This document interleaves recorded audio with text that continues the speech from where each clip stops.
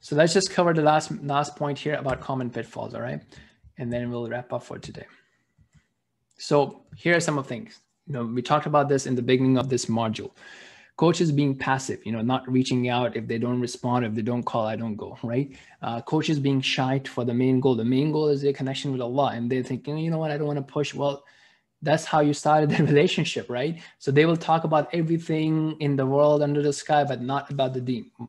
So you want to have this, right relationship from the get-go. Reverse aiming for perfection. We talked about it, in the last module. That look, it's not about 0-1 thing. Okay, it's you have to be better and better. So as we said, like someone who's praying is getting a power wash, right? He's getting his sins forgiving. Good deeds erases the bad deeds. You have to remember that. It's better than someone who doesn't pray, doesn't ask for forgiveness, and still does all the sins. Okay, so you have to remind them of this thing. Same thing applies for a gym, right? So for example, I use this example with new Muslim, right?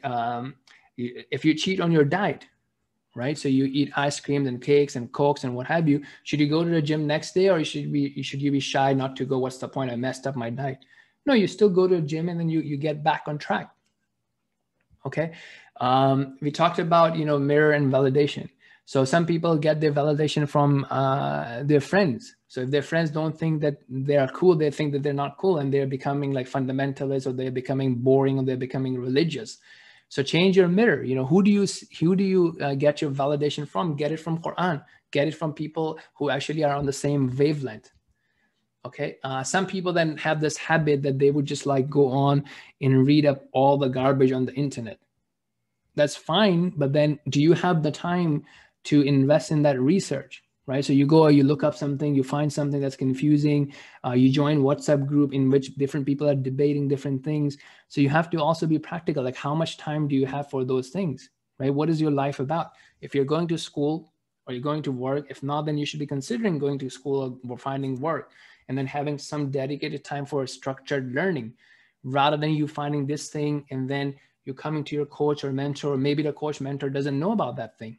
Maybe he or she doesn't have time to go and research that. So again, you want to have that discussion with that person that, look, if you're going to be spending several hours on random education, is this fruitful spending of your time? And same thing goes about differences of opinion, right? So if there are some differences, like let's say, where do you put your hands in salah, right? Or can you combine your salah or not? Right? So those are legitimate differences. They come based on different principles and different studies and what have you. And if the person is doing this, he has learned or she has learned from a reputable source and he is doing it. Now, that doesn't mean that he's a non-Muslim or his salah is valid or invalid.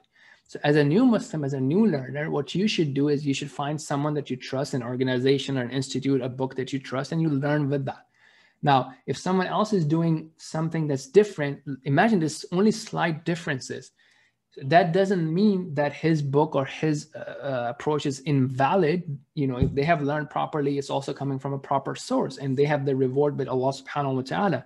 Now, if you have time later on, you can go into, what we call like a comparative study and understand this opinion versus this opinion, and then you get to a point where you are able to, study more and figure out which one is stronger. But you don't have to. If you have found one teacher, one authentic teacher who has studied, who has graduated, people have approved of him and some, system, you're learning from that, that's fine. You're not obligated to learn all the opinions and then, figure out what to do with what. Okay, so this is something we talked about, following too many people and being confused, making life hard for yourself. So keep in mind. And again, always seek help from Allah subhanahu wa ta'ala to guide you to the right people, to guide you to the right opinion. That's something very important, to be humble and asking Allah for guidance. And yeah, if again, if you come across something, there's a debate or something, think about, is this really important for you to reach the conclusion on that debate, right? Such as, where do you, tie your hands? Okay. How important is that for you? Do you have the resources to be able to distinguish those things? Okay, so here are some of the things that we have done, like, in terms of like deeper commitments and, things like that. And we'll talk about some of these things, inshallah, in next week's thing on development and goals and how do you set goals and whatnot. So in the meantime, I just want to show you something quickly and then we'll wrap up for today. it's very important for you guys to spend some time learning about from this book I talked about earlier. I think in the second module, something, so what some of the things that you want to set goals with is like, okay, if you can't do 5 prayers, can you commit to 1 prayer a day? Okay. And use some of the techniques that are mentioned in this book. Sometimes you may want to have some sort of a short-term reward or short-term penalty, right? Because when we miss salah, we are missing a lot, but we don't see it happening right in front of our eyes. So the token, you could say, look, you know what? Again, you're praying for Allah. You're making this extra commitment just to push yourself, right? For the sake of Allah.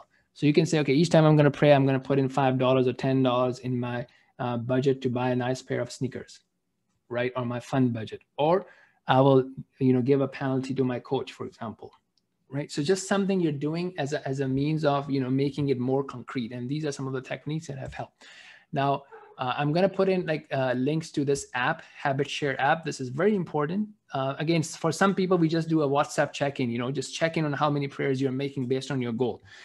For some, we do Habit Share. Habit Share is good because it gives you this whole week view. You can see it the whole month, whole year. I'll show you some examples now.